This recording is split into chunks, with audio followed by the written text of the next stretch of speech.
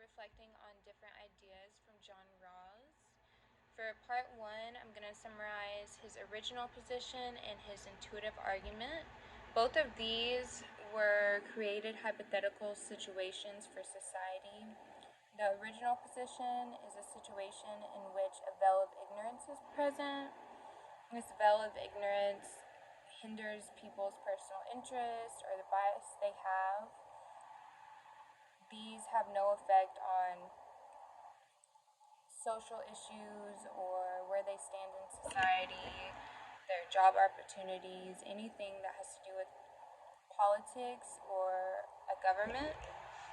And the intuitive argument is the opposite. So, in this case, a society has the veil of ignorance lifted, and success is only based on the work you put into it.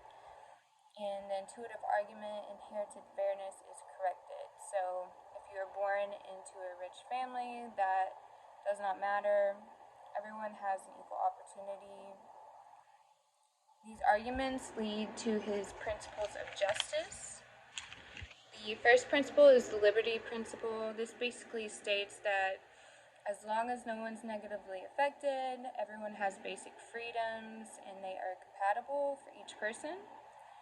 The second principle is the equal opportunity principle.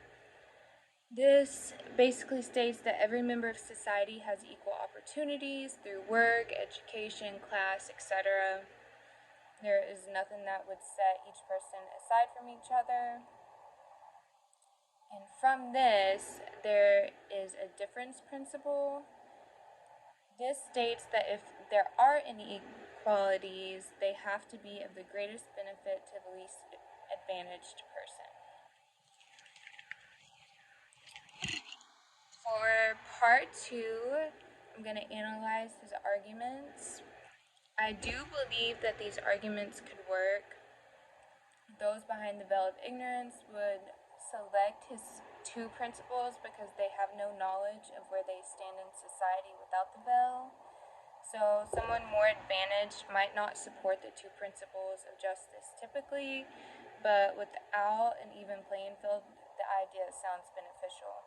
So if you are born into a poor family or a rich family, you would not know.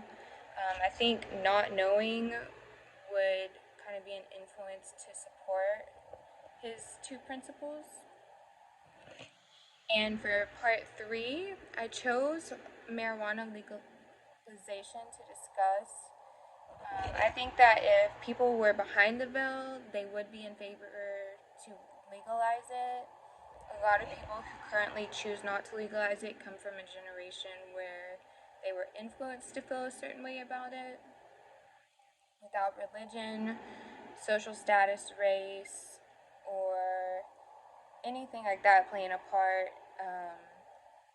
into the decision, you could see scientific evidence of the benefits to legalizing it. I personally don't use it, but I've had this conversation with my parents, and they grew up being told that marijuana was very bad for you.